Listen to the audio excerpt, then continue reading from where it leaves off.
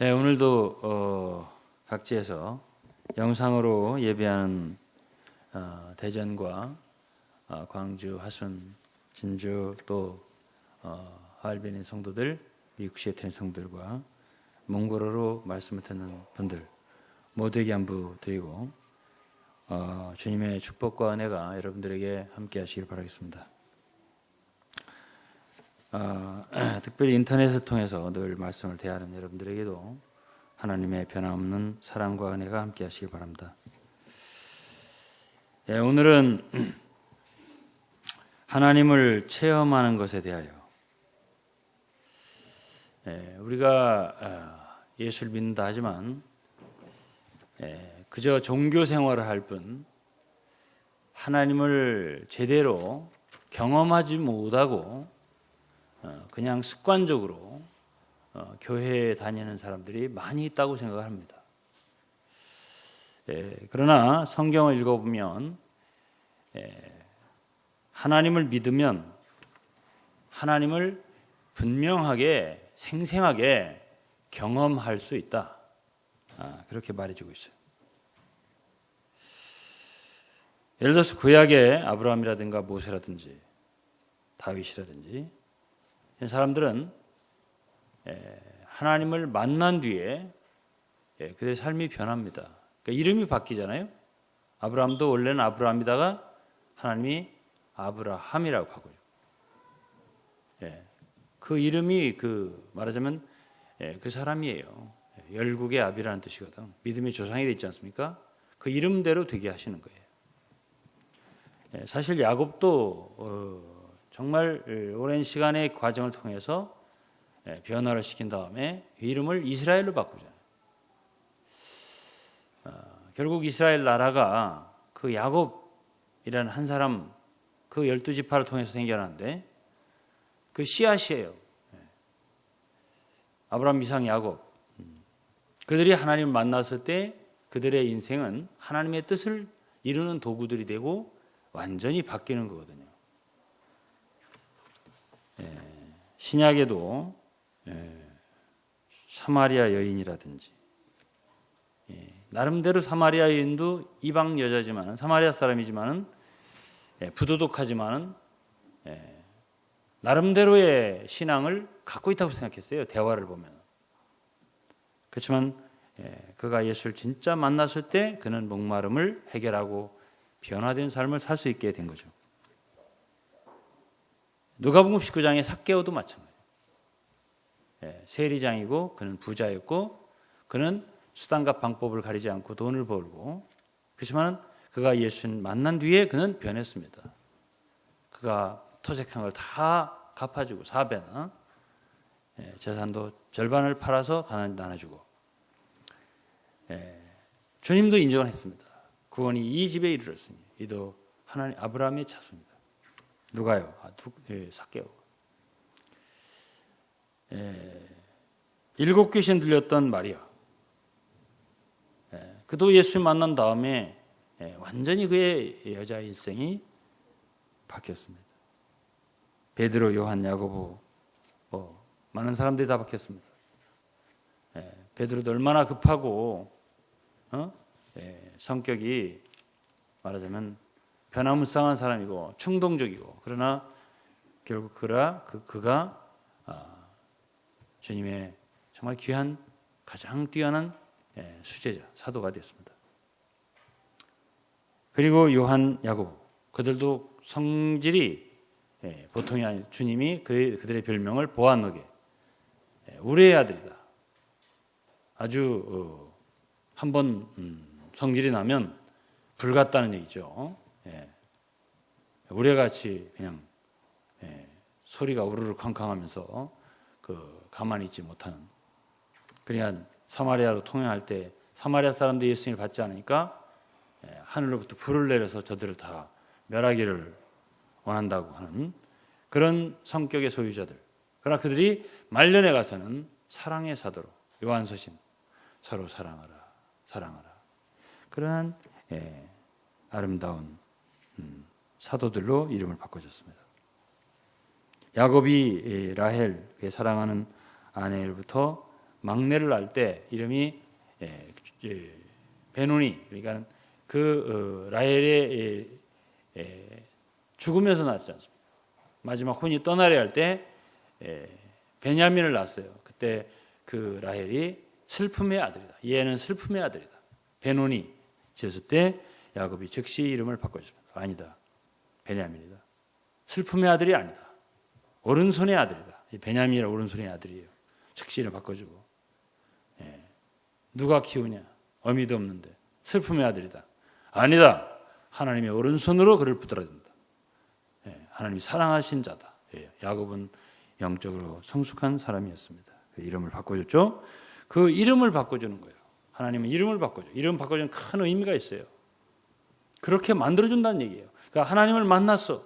하나님을 경험했습니다. 그럼 그 사람 바뀌는 거예요. 왜 안 바뀌냐? 그거는 아직 하나님을 제대로 만나지 못한 거예요.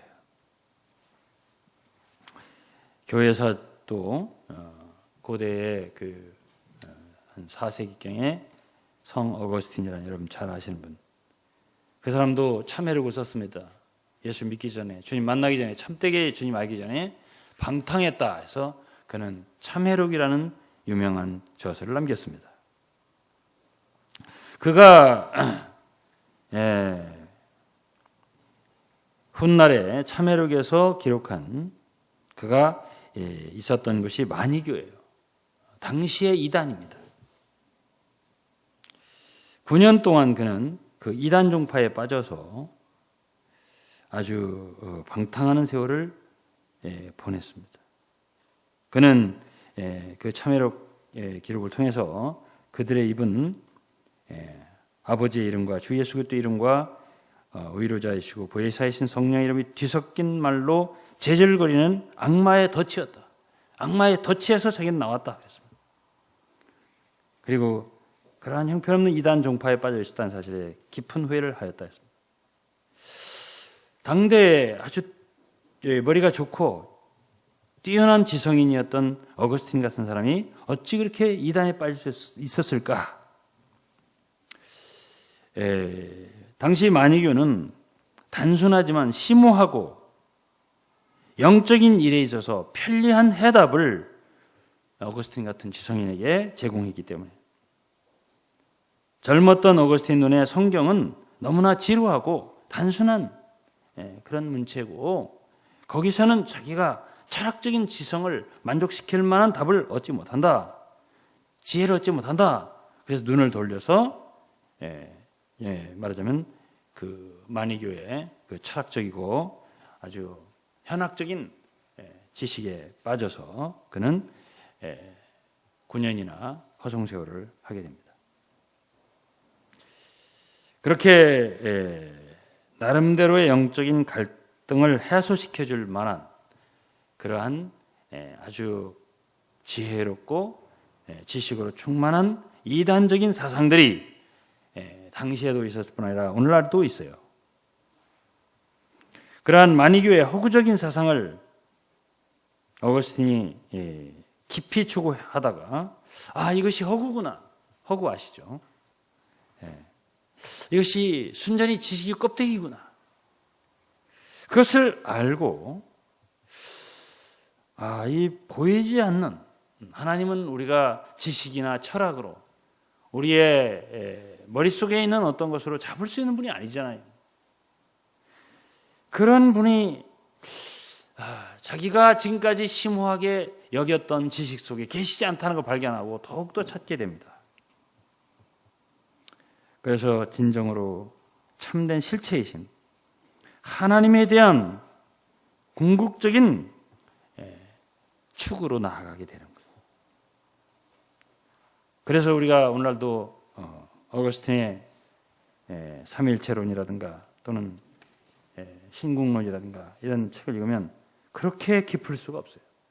그의 명상, 그의 깊은 묵상, 성경의 깊은 이해는 정말 너무나 깊습니다. 우리에게 유익을 주죠.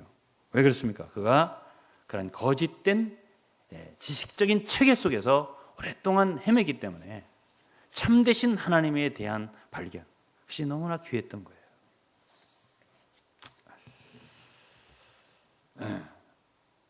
그래서 당대로 말한다면 참 가장 큰 족적을 남긴 영적인 인물이 되었던 것이 어거스틴입니다. 그의 어머니가 모니카라고 기도를 많이 했던 어머니였죠.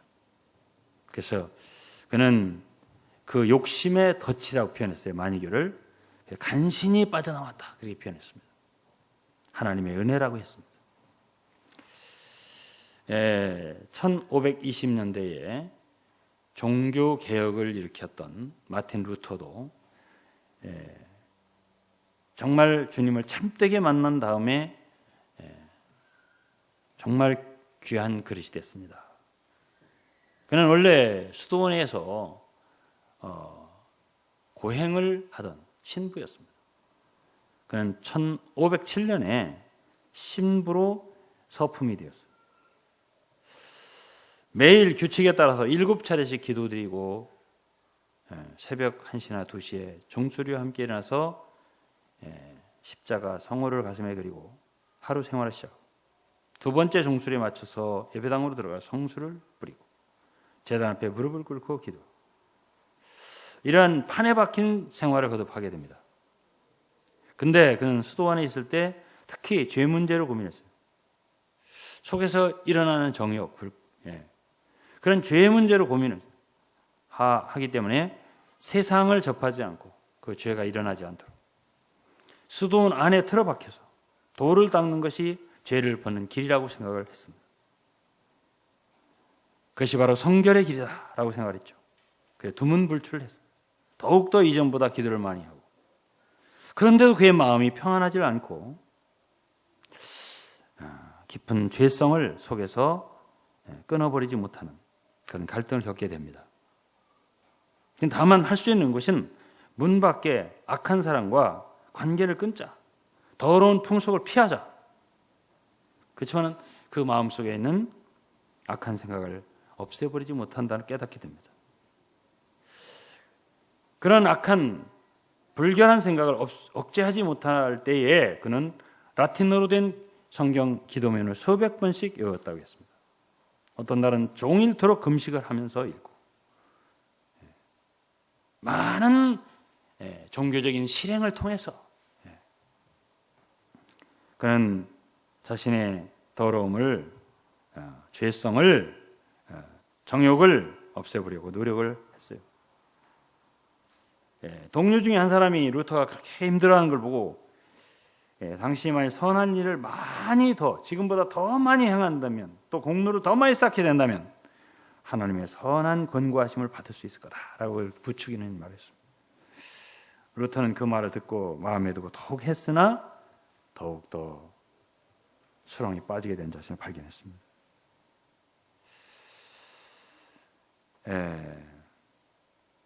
그는 때때로 자책을 하면서 나에게는 아직까지 투기하고 분노하는 게 있는데 그치지 않고 있는데 이렇게 속에 정욕이 들끓고 있는데 이러한 모든 고행, 근심 무슨 유익이 있는가? 슬프다 곤고한 자요. 난 왜 이렇게 고민해야 하나? 그래서 그는 더욱더 골방에 자기를 차단시키고 어느 누구도 만나지 않고 금식하는 생활을 했습니다. 하루에도 몇 차례씩 어떤 6시간 계속 고해성사를 해가면서 자기 죄를 하나도 다 토해내고 그는 다 죄를 토해내야 용서받을 수 있다고 생각을 했죠.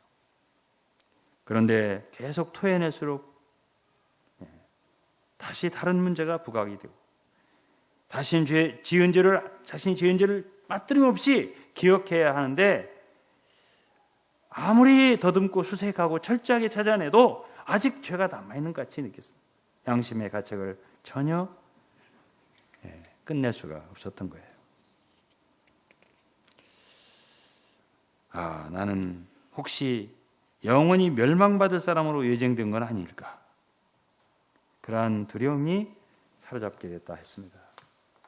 이렇게 고민에 빠져있던 한 사람을 루터 도와준 사람이 있었는데 당시에 비텐베르크 대학의 학장이었던 슈타우피치라고 하는 사람이었습니다. 그 사람이 어쨌든 루터를 그 대학의 철학 강의를 맡겼어요.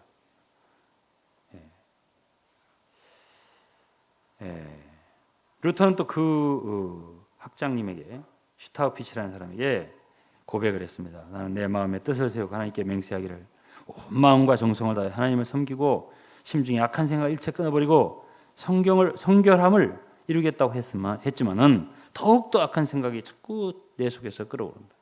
이걸 억제할 수 없는데 이렇게 계속 헛수고만 하는데 어떻게 하면 좋습니까? 그때 그 스타우피치라는 사람이 너무 근심하지 마라. 나도 전에는 그런 일을 했다. 그러면서 쉽게 나도 맹세해보고 소원도 해보고 했지만은 이제부터는 난 맹세 안 하게 됐다. 왜냐하면 일을 도모하는 것은 사람에게 있지만 일을 성취하시는 분은 하나님이다. 난 그걸 알기 때문에 안 한다. 하나님이 그리스도를 통해서 그의 은혜를, 자비하심을 나타내지 않는다면 당신의 일을 성취하지 못하는 것이다. 그러니까 다시 물었어요. 루터가. 그럼 내가 이 많은 죄 때문에 서원도 못하고 공로도 못 쌓으면 하나님 앞에 더욱더 서지 못할 텐데 어떻게 하면 좋습니까? 라고 했습니다. 그러니까 그 학장님이 다시 말합니다. 그대는 마음속에 여러 가지 잡다한 생각을 인하여 분민하며 괴롭게 하지 마라. 그냥 구주 예수의 공로에 몸과 마음을 의지하라. 이제부터는 다만 구주 예수만 믿고 하신 일을 힘입어 그의 의를 의지하고 그의 구속을 믿고 그의 말씀을 순종해라. 이렇게 이제 복음을 말해줬어요. 그래도 루터는 그때는 빛이 없어서 내가 내 마음을 좀 더 변화시킨 다음에 내가 더 내 행위를 고친 다음에야 하나님께서 나를 받으시겠죠 라고 대답했다는 거예요. 근데 신부로 소품받은 1507년 이후 한 20년 후에요. 그때 20년 정도의 고행 후에 그는 그 학장님이 준 성경을 읽기 시작합니다. 성경을. 당시에는 성경을 읽지 못하겠어요. 그리고 그냥 그 고성들, 성인들의 글만 읽게 되어 있었거든요. 근데 그 슈타우피츠 그 학장의 허락으로 성경을 읽은 거예요. 그래서 로마서 1장 17절 의인은 믿음으로 말미암아 살리라. 이것이 내 행위로 되는 것이 아니다. 참회로서 의로운 사람이 되는 게 또 아니다. 이게 불가능하다. 주 예수와의 인격적인 신뢰만이, 믿음만이, 만남만이 내가 의인이 될 수 있다. 이걸 이제 그때서 깨달은 것입니다.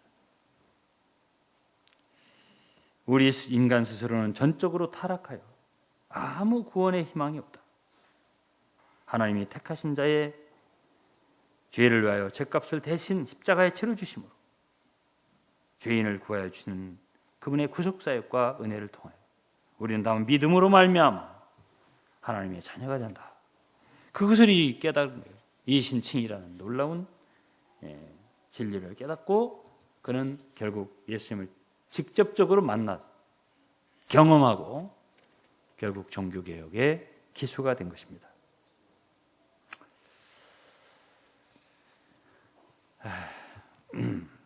제 자신에 대해서 한마디 좀 간증을 좀 해보겠습니다. 이번에 중국에 갔더니 어떤 자매가 나더러 농사일을 좀 해봤냐. 우리 시골에 한번 갔었거든요. 해봤다고 그랬죠. 무슨 일을 해봤냐고 그러더라고요. 저는 초등학교를 졸업하고 14살 때예요. 만 13세. 산, 우리 종중산이 있었어요. 지금도 있죠. 선산이라고 하죠. 한 3,000평 정도를 개간하는 일을 어머님하고 아버님하고 했습니다. 매일 아침에 일어나서 괭이와 삽과 곡괭이를 가지고 나무 뿌리를 캐고 돌을 바위를 캐내고 땀을 흘리면서 1년 정도 땅을 경작했습니다. 다른 친구들은 다 중학교 모자를 쓰고 교복을 입고 다 다닐 때 저는 산에 그 일을 하고 있었고 그 이듬해도 이제 친구들 2학년이 되잖아요. 저는 역시 일을 하고 있었습니다. 이제 3학년, 우리 친구 2학년 1학기가 시작되고 4월 달이 됐을 때인데,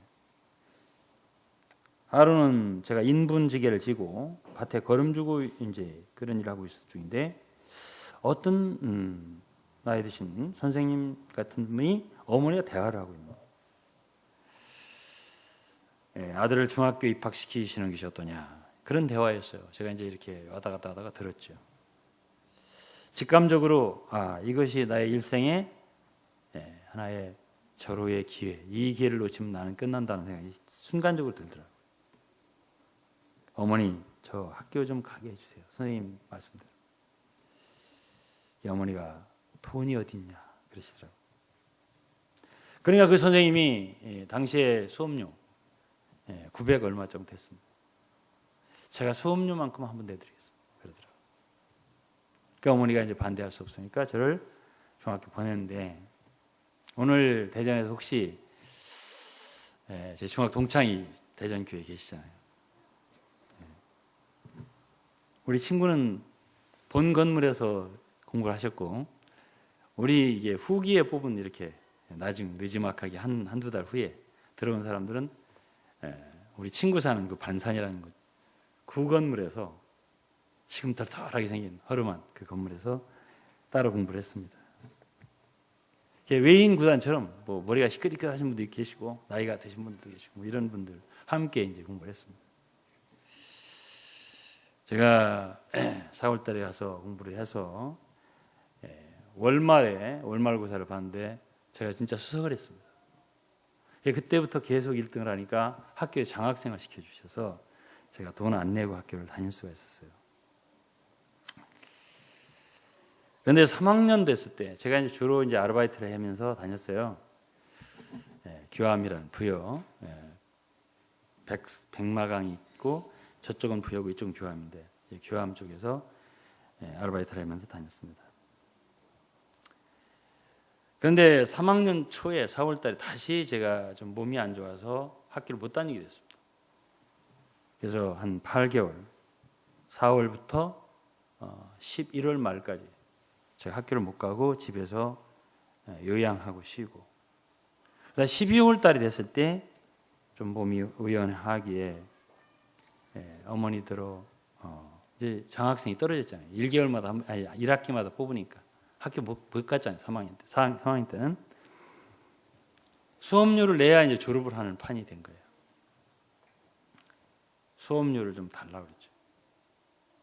주셨어요. 그걸 가지고 저는 수업료를 내지 않고 부여의 서점에 가서 책을 한 세트를, 제 강에서 한 세트가 아니라 그때 이제 참고서 한 세트를 전 과목을 사서,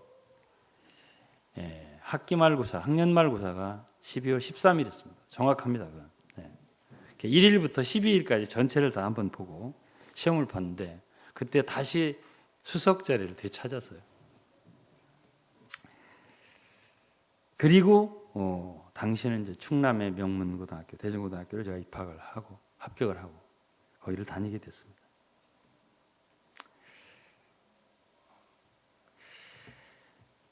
고등학교에 들어가서 그래도 신앙생활 한다고 했습니다. 그러니까 고등학교 2학년 때 장로교 영락교회라는 교회에서 고등부 회장 했잖아요.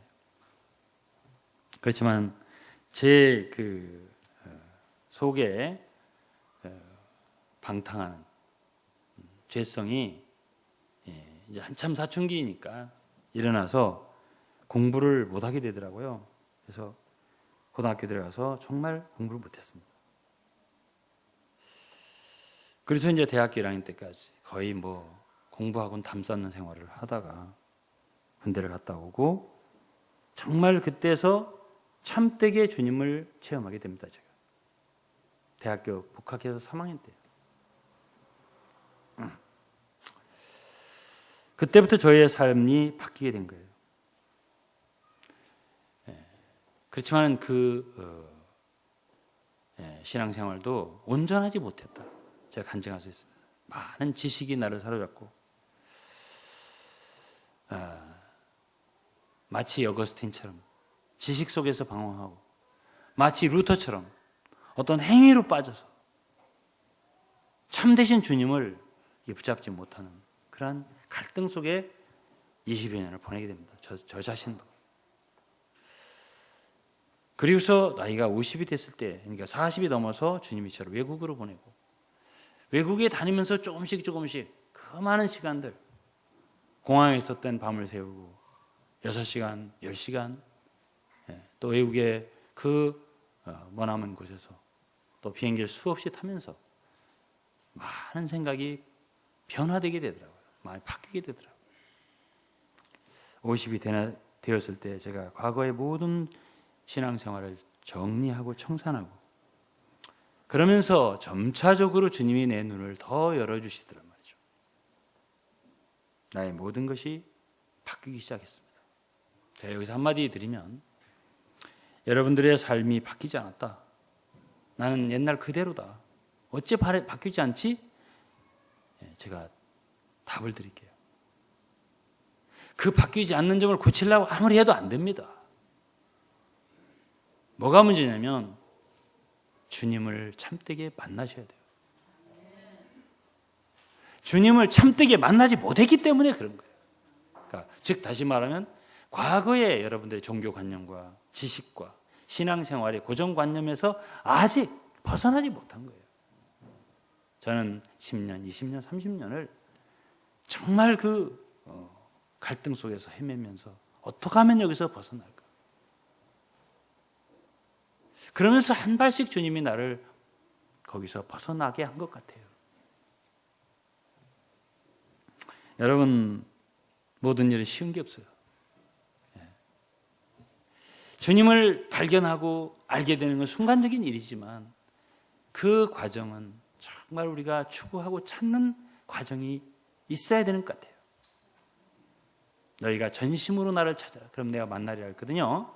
전심으로 찾지를 않는 거예요. 그냥 고정관념에 사로잡혀서 뭐 신앙이라 이런 거겠지 하면서 거기서 벗어나려고 하지 않는 거예요.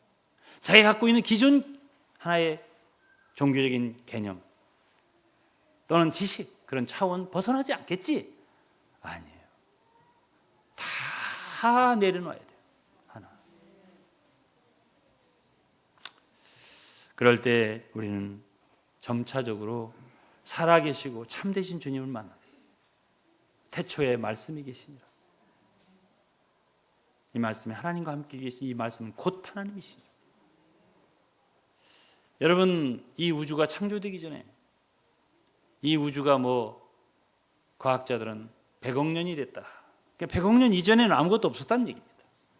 지구는 35억 년 됐다. 그 이전에 지구가 없었다는 얘기예요. 그러니까 천지가 있기 전에 한 분 계셨어요. 하나님. 그리고 그 아들이 있었던 거예요. 태초에 말씀이 계시니. 이 세상에 그 어떤 것도 피조물, 지식, 이런 건 다 창조 이후에 생겨난 것들이에요. 그 이전으로 돌아가야 됩니다. 여러분이 갖고 있는 많은 것들이 이 세상의 학문에서 온 것, 철학에서 온 것, 종교에서 온 것이라면 그거는 다 하나님 아닌 것이에요. 그걸 벗어버려야 한 분 하나님을 만나게 되는 거예요. 그 벗어버리는 과정이 그렇게 간단하지 않더라 하는 걸 제가 간증하는 거예요. 여러분들한테. 그렇게 진정으로 여러분들이 하나님을 믿었다면 역사는 일어나고 맙니다. 역사 일어나요. 하나님을 진정으로 만나지 않았기 때문에 역사가 일어나지 않는 거예요. 마태복음 17장 20절에 가라사대 너희 믿음이 적은 연고니라. 진실로 너희에게 이르노니 너희가 만일 믿음이 겨자씨만 하면 있었다면 이 산을 명하여 여기서 저기로 옮기라 하여도 옮길 것이요 너희가 못할 것이 없으리라. 못할 것이 없으리라. 마가복음 11장 23절에 내가 진실로 너희에게 이르노니 누구든지 이 산더러 들리어 바다에 던지우라 하며 그 말하는 게 이룰 줄 믿고 마음이 의심치 않으면 그대로 되리라. 믿음이 있으면 산도 옮길 수 있다 그랬습니다. 히브리서 11장 33, 34절에 저희가 믿음으로 나라들 이기기도 하며 사사시대에 말하겠죠. 의를 행하기도 하고 약속을 받기도 하고 사자들의 입을 막기도 하고 불의의 세력을 멸하기도 하고 칼날을 피하기도 하고 연약한 가운데서 강하게 되기도 했다. 믿음은 가능하다는 얘기예요. 그런데 살아계신 하나님을 만나야 믿음이 생기지, 여러 가지 현란한 지식이나 철학이나 그 속에는 믿음이 없어요. 이번에 중국에서 중국 지체들이 오늘 말씀을 들으면 우리 이야기를 하시네 이렇게 생각을 할 겁니다. 요즘에 새로 나온 윤 집사라는 분 같이 만나고 오셨죠? 새로운 신자예요. 그분은요, 몸이 건강이 안 좋아서 몸에 힘이 다 빠져가지고 일어날 힘도 없어요. 죽을 날만 기다리셨습니다. 밥도 못하고 집안일도 못하고 남편이 다 해요. 남편이 밥도 하고 집안일도 하고 아무 할 수가 없어요. 힘이 없어서. 그래서 마지막으로는 자기 짐을 다 챙겨서 싸놨다고 했습니다. 나는 죽어야 되겠다. 제 짐을 싸놨어요. 그랬더니 어떤 분이 그러더래요. 남편이 교회에 다든지 교회를 가든지 놀이터를 노인정을 가보든지 이렇게 어디 가서 좀 이렇게 좀 하라고 이렇게 권하더라는 거예요. 이분이 이제 초이중 우리 성도들이 있는 데가 초이중학교 거기에 가까이에요. 그래서 우리 공항에 택시를 타면 초이중 가자고 이렇게 하면 운전수도 데려갑니다. 그곳이 바로 사람들이 그러더래요. 초이중학교에 교회가 있다고. 조선족들이 많이 산다고. 그래서 이제 윤 집사님이 초이중 옆에를 가서 남편이 갔다는가? 남편이 가서 몸이 안 좋으니까 가서 식당에 갔는데 마침 성광인의 맛집이라는 식당을 갔습니다. 성광인의 맛집이 기옥자매, 박기옥자매 식당이. 거기 가서 여기 교회가 혹시 없느냐 이게 물은 거예요. 그 뒤에는 말을 하지 않겠고 어쨌든 그래서 교회에 연결이 된 겁니다. 구정 때부터 지금까지 한 번도 안 빠졌어요. 그분은 학식이 있는 분이세요. 여자분, 몸은 안 좋았지만. 그러다 보니까 성경을 많이 읽었어요. 그래서 어찌 가인과 아벨, 가인은 착한 사람 같은데 그 제사를 안 받으셨을까요? 이렇게 질문도 하고. 에서도 참 착한 사람 같은데 왜 야곱을 사랑하지? 이렇게 질문하고. 이런 분이세요. 이번에 갔을 때. 그런데 어쨌든 그분이 교회 생활하면서 구정 때부터 지금까지 하면서 몸이 다 치료됐어요. 완전 회복됐습니다.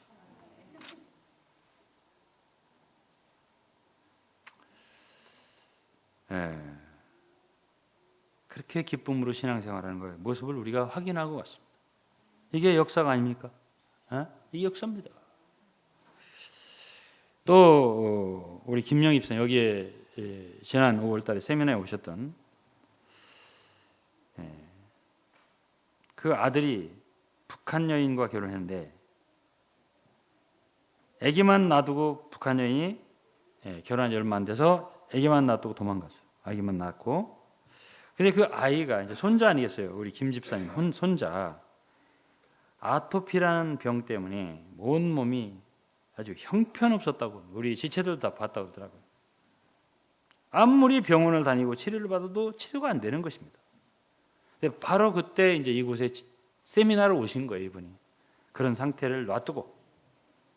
그리고 세미나가 끝나고 갔는데 아이의 병이 완전히 나은 거예요. 재발이 안 된 거예요. 지금까지 재발이 안 되는 거예요. 그냥 5월, 6월이니까 지금이 언제예요? 이야, 정말 이런 기적이 있을 수 있다는 거예요. 너무나 오랫동안 그 손자 때문에, 그 아토피 때문에 너무너무 고생을 해요. 여기 참석한 그 기간 동안 하나님이 낫게 해주신. 그리고 이제 여기 또 오셨던 그 조그만하신 김분선 전도사님 아시죠? 예?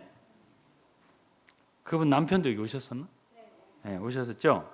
그분 남편이 만성 중이염이에요. 늘 진물이 나, 귀에서. 늘 진물이 나. 저는 어쩌다가 한번 나잖아요. 그럼 늘 진물.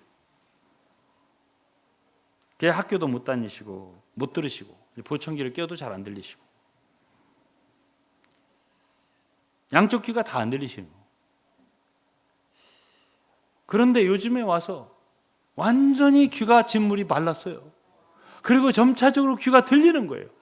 대화를 하는 거예요. 이제 대화를 우리하고. 그래서 나한테 계속 얘기를 하는 거예요. 나한테. 그래서 김문선 전사님 옆에서 웃어. 자기 남편이 뭐라고 하는 거 보면서. 예? 영이 열려야 귀가 열려요. 하면서. 그분이 무슨 얘기를 그렇게 나한테 했었더라고. 그래서 계속 그 중점은 그거예요. 영이 열려야 귀가 열려요. 그러면서 그분이 우리 아버지가 자꾸 그러세요. 그러니까 옆에 성도들은 저분 아버지를 얘기하나? 그게 아니에요. 그게 자기 하나님 아버지를 얘기하는 거예요. 우리 아버지가. 그분은 하나님을 자기 아버지로 여기는 거예요. 진짜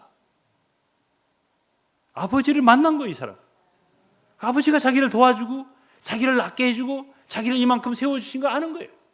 그 이전에는 말이 안 들리니까, 귀가 안 들리니까, 소리가 안 들리니까 아내하고 다툼이 얼마나 많았겠어요. 의심도 많고. 그 얘기 들었잖아요. 의심 많았다. 그럴 수밖에 없는 거죠. 지금은 대화가 통하니까 너무 좋은 거예요. 지금 가끔 싸우면 다투긴 하겠지만은 뭐 안 다투시나 다투나 잘 모르겠지만 어쨌든 지금은 뭐 사이가 그렇게 좋으세요. 그러면서 지금은 로마서 6장 말씀, 우리가 전하는 말씀 있잖아요. 그걸 적용하면서 뭐 속에서 뭐가 일어나든지 그냥 무슨 뭐 껌파리 제가 비유하는 거 있잖아요. 그렇게 여기면서 그냥 없는 것으로 산다고 이렇게 잔증을 하시더라고요. 무시하며 산다. 또 요즘에 새로 나오신 분이 이제 만금자매 향금자매 아시죠? 어렸을 때 초등학교 때 음악 선생님이 요즘에 이제 나오시는데 중풍 환자세요. 잘 못 걸으세요. 근데 그분이 요즘엔 7층까지 걸어 올라오세요. 그러면서 이번에 이제 우리가 처음으로 한번 이제 수요일날 산에를 갔는데 한 하얼빈 거기에서 한 40분 50분 거리예요. 바위산인데 이제 이렇게 저기 핸드레인만 이렇게 해놨지만은 난 그래 이제 전부 다 괜찮다고 그래서 올라가자고 그래서 이제 제가 1번으로 앞에 앞장에 올라가는데 어느 정도 가다가 후회를 했어요. 제가 지난주에 말했잖아요. 위험한데 가지 말라고. 얼마나 아슬아슬한지 절벽이 깎아지는 절벽이거든요. 올라가는데 내려갈 수는 절대 없어요. 쳐다도 못 보니까. 그런 데를 올라가라고 한 거예요. 우리 김문화 대대장께서 그 자면 대대장이에요. 완전. 아주 뭐 소대장 대대장 나를 따르라 하면 막 올라가라는 거예요. 괜찮다는 거예요. 권총만 안 쳤지 대대장 완전 대대장. 그래가지고 뭐 아들 뭐 아들 여기 왔었던 아들 누구 이름이 뭐지? 승우도 올라갔어요. 여기를 왜 못 올라가? 막 밀어붙이는 거예요. 나도 올라갔는데 중간쯤까지 내려갈 수도 없고 올라갈 수도 없고 큰일 났더라고. 완전 이게 무슨 착착 이게 계단을 만드는 것도 아니고 아주 깎아질렀는데 하여튼 헛디뎠다 하면 그냥 떨어져서 죽는 거야. 그런 데를 올라가라고 하는데 근데 그게 올라갈 땐 30분 내려갈 땐 10분 걸린다고 간단하다고 해서 올라가기 시작했거든요. 아휴 내려갈 수도 없고 헬리콥터를 부를 수도 없고 무슨 중국말 왔자 헬리콥터를 부르지 119를 부를 수도 없고 큰일 났더라고. 아주 완전히 중간지 가서 매달려. 그래서 다람쥐처럼 땅에 바짝 붙어서 주여 살려주시오. 그 끝까지 어쩌든 올라가서 그랬더니 제 아내가 2등이고 제 동생이 3등.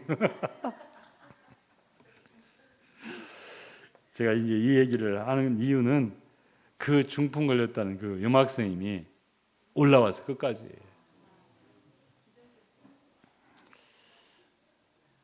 그러니까 주님을 제대로 만나면은 어떤 문제든지 해결이 되는 거예요.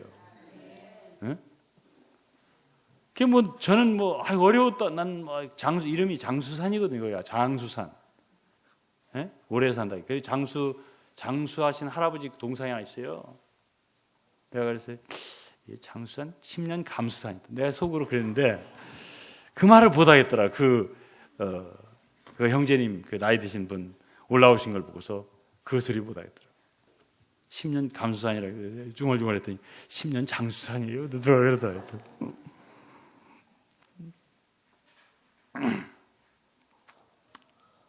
여러분, 주님 만나면은 정말로 기적은 일어납니다.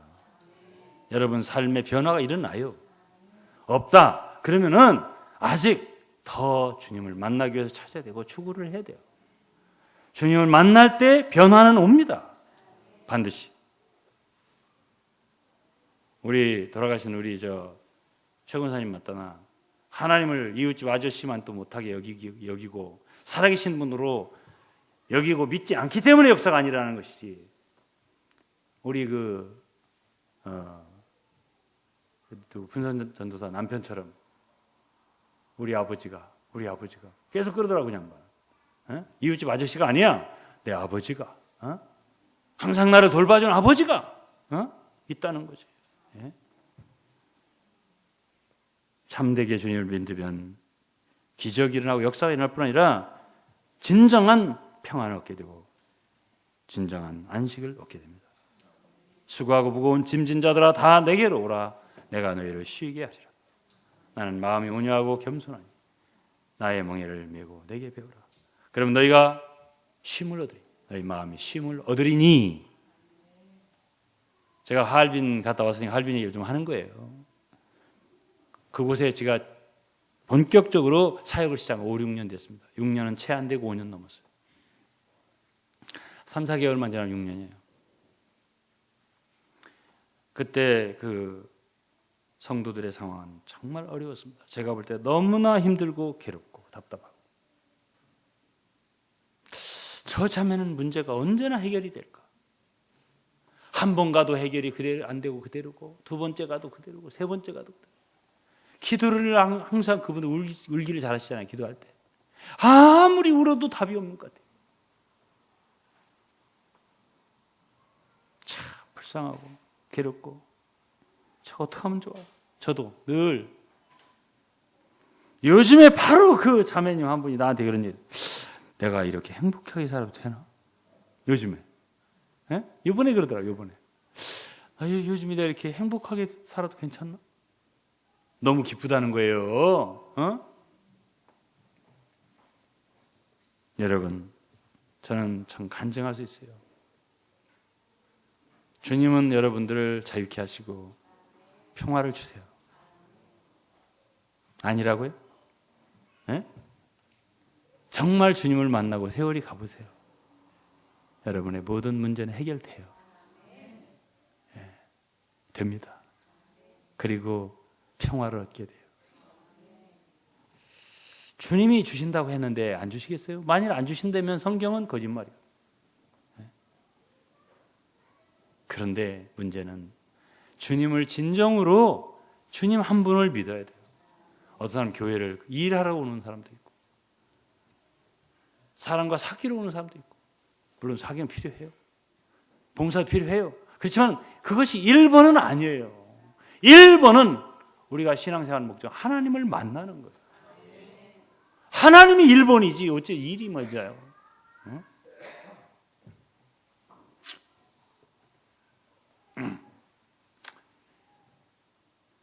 더욱더 하나님을 깊이 있게 체험하기 위해서 몇 마디를 더 드리겠습니다.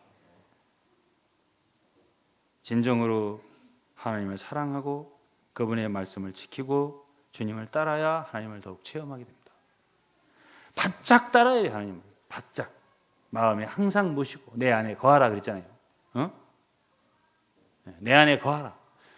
여러분들 이 방을 떠나지 마세요. 그러면 여러분 이 안에 갇혀야 돼요. 그죠? 제가 그렇게는 말할 수 있지만 제가 내 안에 거하세요는 제가 못해요. 저는. 여러분 제 안에 거할 수 있어요? 그렇게 붙잡아 놓으면 좋긴 좋겠구만은 그렇게 안 돼요. 저는. 그러나 그리스도는 그분을 하시는 내 안에 거하라. 내가 너희 안에 거하라. 이거는 주님을 떠나지 말라는 얘기예요. 주님의 말씀을 지키고 주님 사랑하고 주님께 믿음으로 바짝 붙어 있고 그런 삶을 살 때만이 요한복음 14장 23절이 그랬어요. 사람이 나를 사랑하면 내 말을 지키니 내 아버지께서 저를 사랑하실 것이요 우리가 저에게 와서 거처를 저와 함께 하시오. 아버지와 아들이 거처를 저와 함께 하리라. 어떤 사람이에요? 사랑하고 그 말씀을 지키고 가까이 하는 사람들. 아브라함이 어떻게 해서 하나님의 친구가 됐습니까? 아브라함이 어떻게 주님을 그렇게 많이 경험할 수 있었나요? 하나님의 말씀을 늘 순종한 사람, 하나님을 가까이 쫓은 사람이란 말이에요. 그러니까 하나님 그에게 계속적으로 나타나시고 경험할 수 있는 기회를 주신 거예요.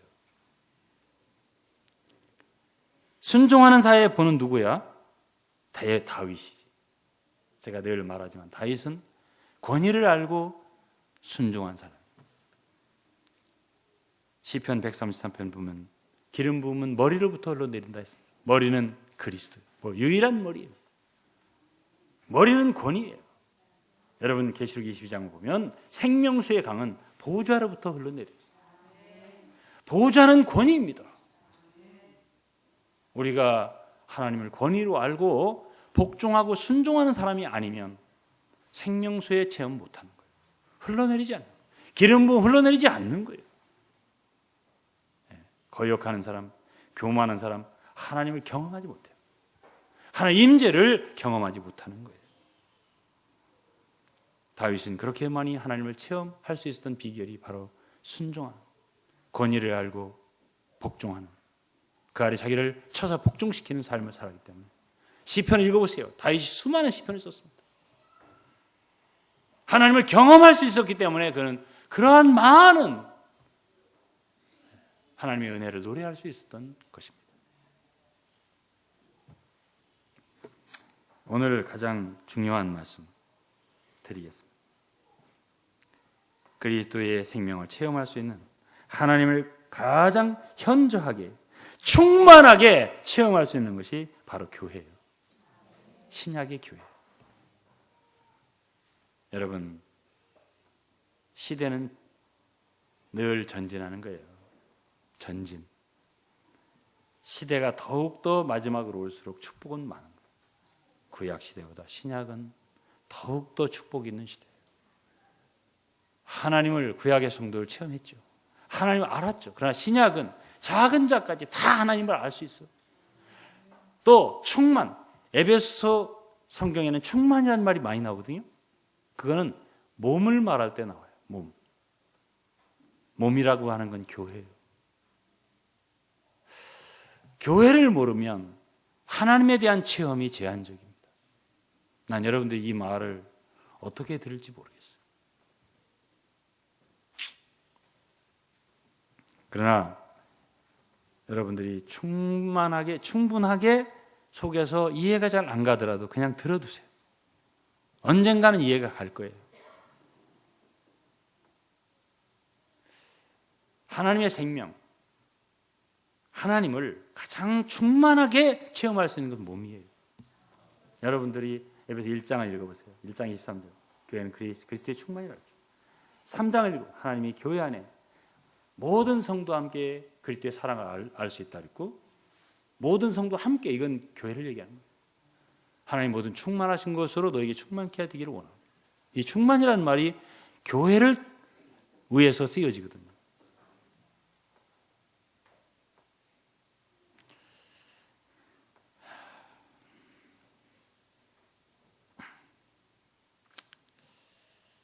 저는 여러분들이 정말 하나님을 생생하게 실제적으로 체험하기를 원한다면 몸이 무엇인가를 알고 교회 생활을 중히 여기셔야 돼요.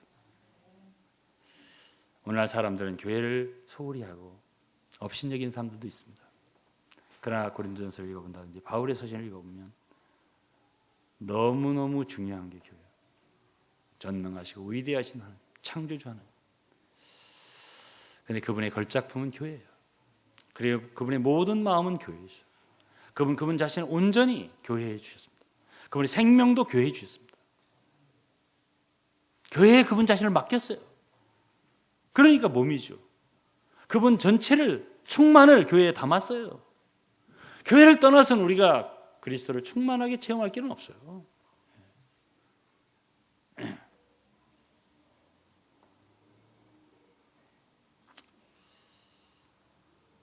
고린도서 12장에 보면 몸은 하는데 지체는 많다고 그랬습니다.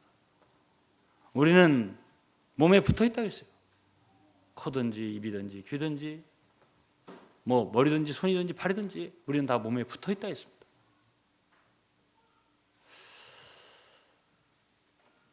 저는 경험을 통해서 몸의 생활을 하는 것을 보고 그 사람이 하나님을 아는 사람인가 모르는 사람인가 이것을 알 수가 있어요. 여러분 몸의 생활을 하려면 생각이 새로워져야 됩니다. 자기 자신을 드려야 되고요. 헌신해야 되고요. 로마서 12장 1절. 그 다음에 생각이 새롭게 변화를 받아 하나님 뜻을 이해할 수 있어야 되고요. 그 다음에 마땅히 생각할 그 이상의 생각을 가지면 안 돼요. 그 마땅히 생각할 이상의 생각, 우쭐대는 생각은 하나님이 아니에요. 그러한 것이 어디서 다 측정이 되고 시험이 되냐면 몸이에요. 몸의 생활을 하다 보면 드러납니다. 하나님 아닌 것이 드러나요. 네. 여러분 몸에서 가장 중요한 게 자기의 위치입니다. 주님이 주신 직분, 은사대로 눈이면 눈, 코면 코 자기 위치를 알아서 이상의 생각을 품지 말고 그 자리에서 순종하는 거예요. 눈이 참 아름답고 또 그렇게 중요한 것이지만 눈이 눈썹 밑에 얼굴에 알맞은 곳에 딱 붙어 있어야 되는 것이지 눈이 소파에 있거나 식탁에 있거나 그게 소용이 없는 거예요. 눈 두 개를 뽑아가지고 식탁에 둬서 화분에 둬서 그게 무슨 소용이 있어요? 붙어 있을 곳에 탁 붙어 있어야지. 그때부터 그 눈은 너무 쓸모있는 거예요. 팔도 마찬가지. 팔이 너무 귀하지만 제가 요즘에 어떻게 잠을 잘 못 자는지 한쪽이 아프고 팔이 그러더라고요. 지압도 안 맞아요. 계속 아파요. 그래도 붙어 있으니까 어깨에 붙어 있잖아요. 그러니까 여전히 그래도 쓸모 있는 거예요. 아무리 뭐 두꺼운 팔이라도 책상 밑에 두면 그 팔이 무슨 소용이 있겠어요? 어깨에 붙어 있을 때 그 팔이 좋은 거예요. 이게 몸의 원리입니다. 코도 마찬가지, 귀도 마찬가지, 다 제자리에 붙어 있을 때 아름다운 거고 그 기능이 살아나는 거예요. 거기서 몸을 체험하는, 몸 안에서는 하나님의 충만을 체험하는 거예요.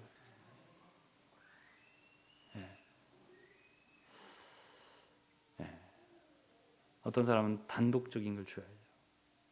혼자 살살 혼자 하는 걸 좋아해요. 제가 그걸 딱 볼 때 저 사람은 하나님을 모르는 사람이에요. 하나님의 체험이 있지만 굉장히 부족한 사람이에요. 충만한 하나님의 체험을 원한다면 몸의 생활을 소홀히 하면 안 돼요. 지체를 소홀히 하면 안 돼요. 왜? 주님은 이 시대에 그분 자신의 생명을 몸에 두시고 지체들 가운데 두시고 사도 바울이 대표예요. 당신이 말씀하신 것 있지만은 주로 너는 형제들에게 들어라. 아나니아에게 들어 안수받아라.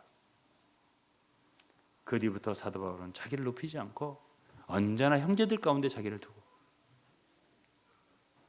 제가 이번에도 선교 회비를 하지만 우리 형제들이 간증할 수 있을 겁니다. 저는 제가 무엇을 하자고 주장하면서 나서는 사람이 아니에요. 형제들 어떻게 생각해요? 내가 언제나 이것을 형제들 앞에 뒀습니다. 내년에 해도 괜찮다. 안 해도 괜찮다. 이번에 중국에 가서도 교통하는 가운데서 자매들하고 잘 될 것 같으냐? 나는 잘 모르겠다 그랬습니다. 나 잘 모르겠다. 잘 모르는 일을 왜 하냐? 안 하는 것보단 나을 것 같다. 한번 시도해보자. 안 되면 할 수 없는 거고, 되면 거기에 영혼을 얻을 수 있는 길이 열릴 거다. 여러분 사업이든 일이든 먹고 살려면 안 된다 하더라도 뭐 길이 없으면 해볼 거 아니야. 뭐든지. 그거 안 되면 다른 걸 하든지. 그죠? 우리가 어떻게 다 알아요. 그러나 주님을 위해서 뭐 할 수 있는 거면 한번 시도해보고 그런 거 아니겠냐고. 제가 제일 중요시하는 건 과연 이것을 주님이 기뻐하실까? 주님의 인도일까? 이것을 두려워했어요, 제가. 그러면서 한 발씩 지금 조심하면서 나왔습니다. 여러분, 우리가 하나님을 체험하는 비결이 어디 있어요? 지체들 가운데. 우리 자신을 지체들 가운데 둬야 돼요. 형제 자매들과 함께하는 걸 배워야 돼요. 주님은 우리 성도들에게 넌 완전하지 않다. 너는 부분이다.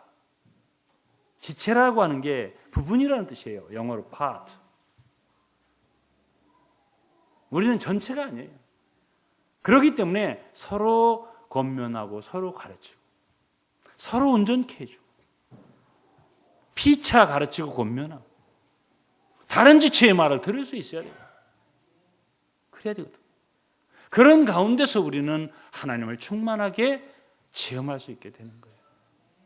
그러면 몸의 생활을 소홀히 하고 나 혼자 잘났다, 나 혼자 됐다라고 하면 어떻게 되죠? 하나님에 대한 경험이 부분적이고 제한적이고 부족할 수밖에 없는 거예요. 왜 그런 축복을 주셨는데 그 생활을 하지 않느냐는 거죠. 제 얘기는. 아셨나요? 이거 굉장히 중요한 얘기인데 여러분 눈이 이렇게 확 떠지지를 않으시고 쳐다보시네.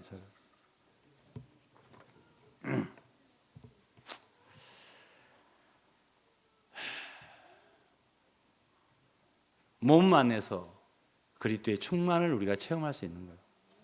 영적 전쟁도 몸 안에서 체험할 수 있는 거예요. 주님 자신은 그분의 생명을 몸에 충만하게 부어주신 거예요. 우리가 개인적으로 성령을 체험할 수 없다는 거 아닙니다. 그러나 몸에 비할 수 없는 거예요. 제가 그리스도의 몸은 개인이 여기 물 한 긋 잔을 마실 수 있어요. 개인이. 그러나 이것으로 기계를 돌리지는 못해요. 그거는 폭포수에 물이든지 저수지에 물이든지 이런 것이 돌리는 거예요. 교회는 저수지 같은 거예요. 그럴 때 충만을 체험할 수 있는 길은 교회 생활이고 다른 지체들과 함께 건축이 돼야 돼요. 그 속에서 우리가 하나님을 체험할 수 있는 거고 여전히 이 속에서도 단독이고 개인이고 나 혼자 살살 뭐 하려고 하라고 그러면 여러분들의 체험은 하나님에 대한 체험은 여전히 부분적이고 제한적인 거예요. 제가 다시 말할게요. 요거는 중요하니까 저는 몸 안에서 성도들이 생활할 때 정말 그가 하나님을 아는가, 하나님의 생명을 체험하는가, 하나님의 생명을 존중하는가, 주의하는가를 발견할 수 있어요. 지체들의 말을 듣는가, 주의하는가, 몸의 지체로서 자신의 위치를 지키려고 하는가, 이런 것들을 우리가 살피면서 과연 그 하나님을 진정으로 추구하는 사람인가를 우리가 발견할 수 있게 되는 거거든요. 마지막입니다.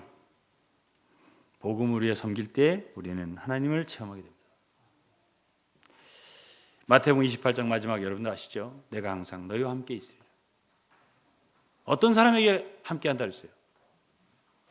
너희는 가서 모든 족속으로 제자를 삼아. 이 복음을 증거하는 사람들입니다. 성령의 능력도 어떤 사람이 준다 그랬어요? 사도행 1장 8절에는 예루살렘으로, 유다로, 사마리아로, 땅 끝까지 내 증인이 되기 위해서 너는 성령의 충만을, 권능을 받아라. 어떤 사람들에게 성령의 체험이 있냐? 매 집에 앉아서 텔레비전만 보고 가끔 한 번씩 기도원에 가서 성령 충만 받고, 그건 안 돼요. 복음을 위해 살아야 된다. 복음을 위해서. 사도 바울은 이미 주의 이름을 부르는 곳에는 전하기를 별로 원하지 않았습니다. 주의 이름을 들어보지 못한 사람들, 주님을 아직 모르는 사람들을 향해서 마음이 갈 수 있어야 돼요. 마음이. 그게 복음의 영이에요. 그게. 이미 얻어진 사람들이나 교회를 자꾸 취미 갖는 사람들이 있어요. 새로운 데는 나가려고 하잖아요. 새로운 사람은 접하려고 하잖아요.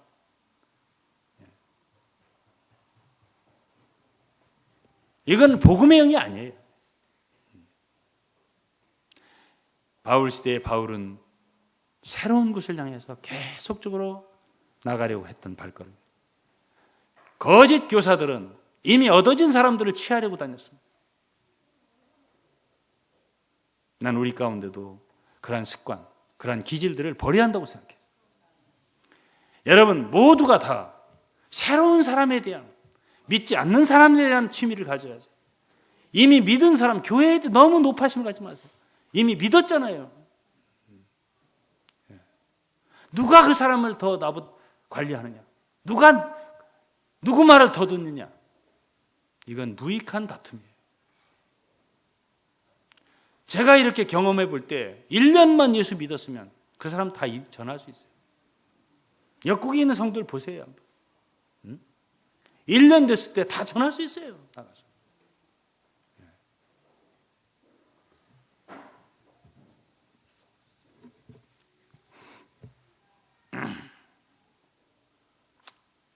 우리가 아가서를 읽어보면은 초기에는 주님을 찾습니다. 이 술람의 여인, 주님을 추구하고 달려가면서 주여 어디 있습니까? 계속 찾습니다. 그러나 이 여인이 자라고 자라서 변화되고 더 변화되어서 7장에 올 때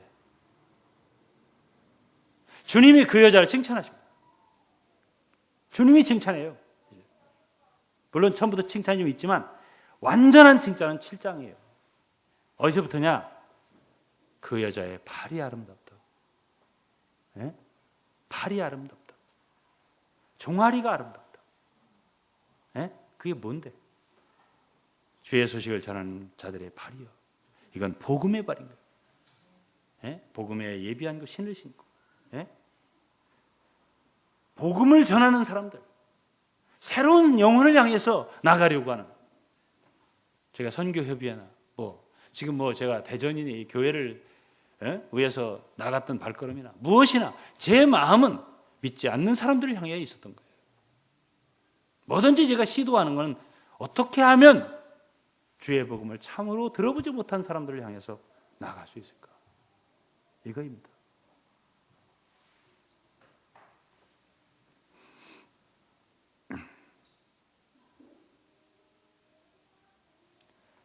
그렇게 복음을 전하는 사도 바울의 발걸음 보세요. 사도행전에서 주님이 때마다 나타나시고 그를 격려하시고 함께하시고 말씀 주시고 그러한 상황을 볼 수 있습니다. 사랑하는 여러분들, 저는 오늘 어떻게 성도들이 하나님을 체험할 수 있는가에 대한, 어떻게 체험할 수 있는가? 우리는 다른 것을 위하여 부르심받은 게 아니라 그리스도를 더 얻도록, 하나님을 더 경험할 수 있도록 그렇게 우리는 부르심받았습니다. 이것이 우리의 소망이 되어야 돼요. 우리의 갈망이 되어야 됩니다. 그 길을 또 우리가 알았으면 가야죠. 하나님을 더 체험하고 알 수 있도록. 난 그러한 여러분들이 되시기를 주의 이름으로 축원합니다. 기도하시겠습니다. 아버지 감사합니다. 오늘은 하나님을 어떻게 경험하며 살 수 있나? 어떻게 참되게 하나님을 만날 수 있나? 어떻게 하나님을 참되게 체험하면서 교회 생활할 수 있나? 여러 가지 각도로 우리가 보았습니다. 오늘 들은 말씀이 헛되지 않도록 성도들 마음판에 깊이 새겨질 수 있도록 도와주시고, 비상적으로 신앙생활하지 않고 지식에 빠지지 않고 행위에 빠지지 않고 주님 정말 참되신 하나님 자신에게 향할 수 있도록 성들의 마음을 정말 주님 한 분에게 돌이켜 주시고, 또 우리가 겸손해져서 참으로 성도들과 함께하는 은혜를 주시고, 믿지 않는 복음을 향하여 나아갈 수 있는 성도들 되게 도와주옵소서. 감사드리며 예수 그리스도 이름으로 기도드리옵나이다.